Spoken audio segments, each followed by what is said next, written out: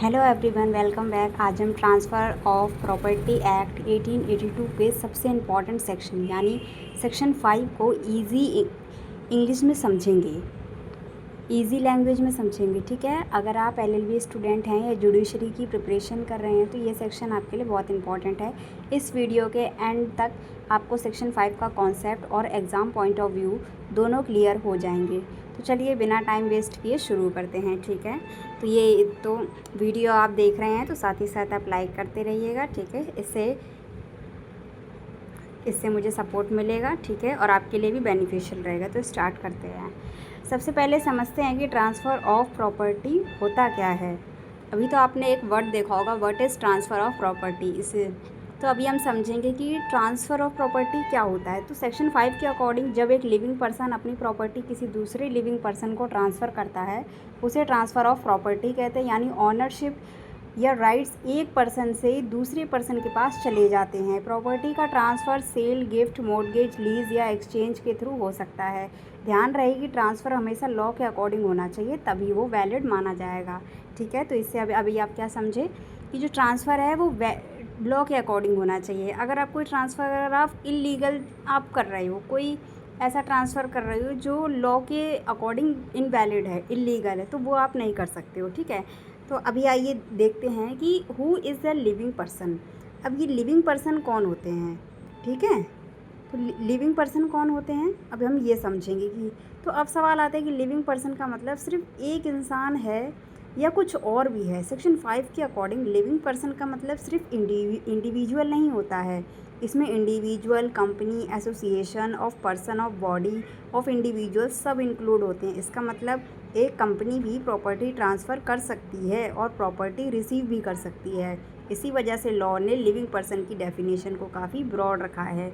इसीलिए जो living person है उसमें सिर्फ इंडिविजुअल यानी कि एक जो नेचुरल पर्सन होते हैं वो नहीं आते हैं, बल्कि जो भी कंपनीज़ हैं, एसोसिएशंस हैं, ये सारी चीज़ों को लिविंग पर्सन में रखा गया है। इसका मतलब सिंपल सा है कि अगर कोई प्रॉपर्टी अगर ट्रांसफ़र की जा रही है तो वो केवल एक नेचुरल ह्यूमन बींग्स में ही नहीं बल्कि जो कंपनीज़ हैं उनमें भी ट्रांसफ़र हो सकती है। तो चलिए एक एग्जांपल देखते हैं इसी के साथ कि सिंपल सा एग्जांपल है। मान लीजिए ए के पास एक लैंड है और ए उस लैंड को बी को बेच देता है। इस सिचुएशन में ऑनरशिप ए से बी के पास ट्रांसफ़र हो जाती है, इसलिए यह सेक्शन 5 के अकॉर्डिंग एक वैलिड ट्रांसफ़र ऑफ प्रॉपर्टी है। इस तरह अगर ए किसी कंपनी को प्रॉपर्टी गिफ्ट करता है तो वो भी वैलिड ट्रांसफ़र हो सकता है। इस एग्जांपल से सेक्शन 5 का कॉन्सेप्ट बहुत आसान से याद रहेगा। ये एग्जांपल काफ़ी ज़्यादा इजी भी है और अंडरस्टैंड करने के लिए भी बहुत अच्छा है। तो चलिए नेक्स्ट अब देखते हैं कि इम्पॉर्टेंट कुछ एग्ज़ाम पॉइंट हैं जो आपको याद रखने चाहिए। ठीक है, तो ये आपको काफ़ी हेल्प देंगे उसी के साथ। ठीक है, तो इसमें जो ट्रांसफ़र है वो क्या बताया गया है कि अब जो ट्रांसफ़र है वो क्या बताया गया है कि इसमें ट्रांसफ़र कैसे हो सकता है। मतलब एक प्रेजेंट में भी हो सकता है, फ्यूचर में भी हो सकता है। तो सेक्शन 5 हमें ट्रांसफ़र ऑफ प्रॉपर्टी का मीनिंग बताता है। इसमें 3 इंपॉर्टेंट कीवर्ड्स हैं। ठीक है, तो अब देखते हैं कि कैसे हो सकता है ट्रांसफ़र। सेक्शन 5 कहता है कि प्रॉपर्टी का ट्रांसफ़र 2 तरह से हो सकता है। पहला प्रेजेंट ट्रांसफ़र यानी ट्रांसफ़र तुरंत इफेक्ट में आ जाए। दूसरा फ्यूचर ट्रांसफ़र यानी ट्रांसफ़र का एग्रीमेंट आज हो लेकिन उसका इफेक्ट फ्यूचर में आए। एग्ज़ाम्स में अक्सर यही पॉइंट पूछा जाता है, इसलिए इसे अच्छी तरह याद रखिएगा। तो अब कुछ रिमेंबर रखने वाली बात यह है, उसे हम रिमेंबर कर लेते हैं कि अब इस सेक्शन का समरी देख लेते हैं लास्ट में। सेक्शन 5 हमें ट्रांसफ़र ऑफ प्रॉपर्टी का मीनिंग बताता है। इसमें 3 इंपॉर्टेंट कीवर्ड्स दिए हैं। ठीक है, जैसे living person, transfer of property और प्रेजेंट या फ्यूचर इफेक्ट। अगर आप ये 3 पॉइंट्स याद रखते हैं तो सेक्शन 5 कभी नहीं भूलेंगे। एग्ज़ाम में आंसर लिखते वक्त डेफिनेशन के साथ एक एग्जांपल ज़रूर लिखिए, इससे आंसर और स्ट्रॉन्ग हो जाता है।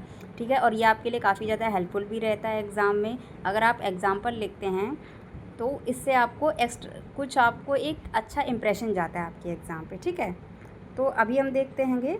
तो अब ठीक है, थैंक यू फ्रेंड्स। ये दोस्तों आज हमने ट्रांसफ़र ऑफ प्रॉपर्टी एक्ट 1882 के सेक्शन 5 को सिंपल लैंग्वेज में समझा। अगर वीडियो हेल्पफुल लगी हो तो लाइक करिए, अपने फ्रेंड्स के साथ शेयर करिए और एलएलबी की इजी नोट्स और एग्ज़ाम प्रिपरेशन के लिए चैनल को फॉलो या सब्सक्राइब ज़रूर कीजिए।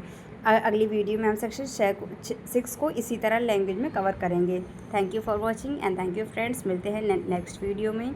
ओके, और प्लीज़ लाइक कर दीजिएगा, चैनल को सब्सक्राइब कर दीजिएगा, इससे मुझे सपोर्ट मिलेगा आप लोगों का। ठीक है, थैंक यू।